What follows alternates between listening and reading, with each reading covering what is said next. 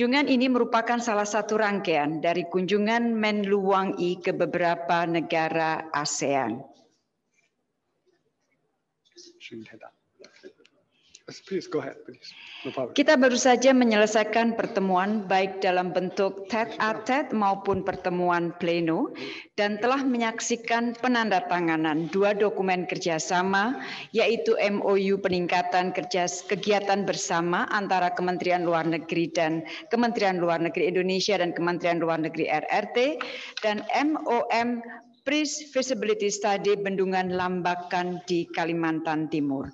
Pertemuan berlangsung dengan sangat terbuka dan kita berdua menyadari bahwa tahun 2021 dunia masih dihadapkan pada tantangan pandemi COVID-19 baik dari sisi kesehatan maupun ekonomi. Oleh karena itu, kerjasama kesehatan dan ekonomi menjadi topik utama pembicaraan kami berdua. Selain 2 isu itu, isu mengenai stabilitas dan keamanan kawasan juga kami bahas. Perdamaian dan stabilitas merupakan prasyarat bagi pembangunan dan pemulihan pasca pandemi.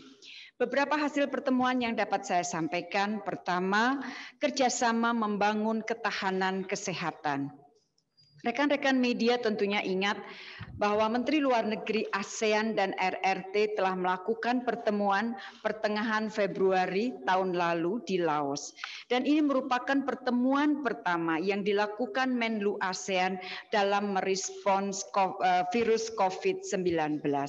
Sebagai tindak lanjut dari pertemuan tersebut, terdapat beberapa kemajuan kerjasama, antara lain kontribusi RRT dalam mendukung inisiatif Public Health Cooperation Initiative, Program on Public Health Emergency Preparedness Capacity, serta kontribusi RRT untuk ASEAN COVID-19 Response Funds.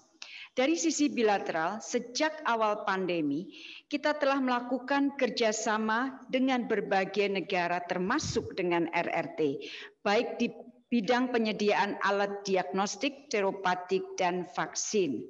Kedepan saya menyampaikan kepada State Councilor Wang Yi rencana Indonesia untuk membangun ketahanan kesehatan nasional antara lain melalui kemandirian industri obat, bahan baku obat dan alat kesehatan.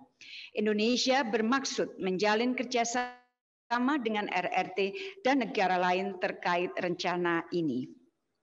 Yang kedua yang kami bahas bersama adalah mengenai kerjasama ekonomi.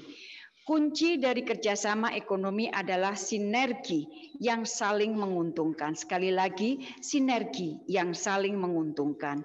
Sebelum bertemu dengan saya, State Councilor Wang Yi telah melakukan pertemuan dengan Menko Maritim Investasi dan di Toba yang utamanya membahas beberapa isu perdagangan dan investasi. Dalam pertemuan bilateral tadi, saya menekankan kembali beberapa hal terkait kerjasama ekonomi. Pertama, perlu terus diupayakan perdagangan yang meningkat dan lebih seimbang. Dalam kaitan ini, saya menyambut baik naiknya ekspor Indonesia ke Tiongkok pada tahun lalu sebesar lebih 10% di saat perekonomian global menghadapi guncangan yang berat akibat pandemi. Selain itu, saya juga menggarisbawahi pentingnya untuk mengatasi halangan dalam perdagangan. Terutama saya sebutkan akses pasar bagi ekspor unggulan Indonesia. Terima kasih sudah nonton. Jangan lupa like, subscribe, dan share ya.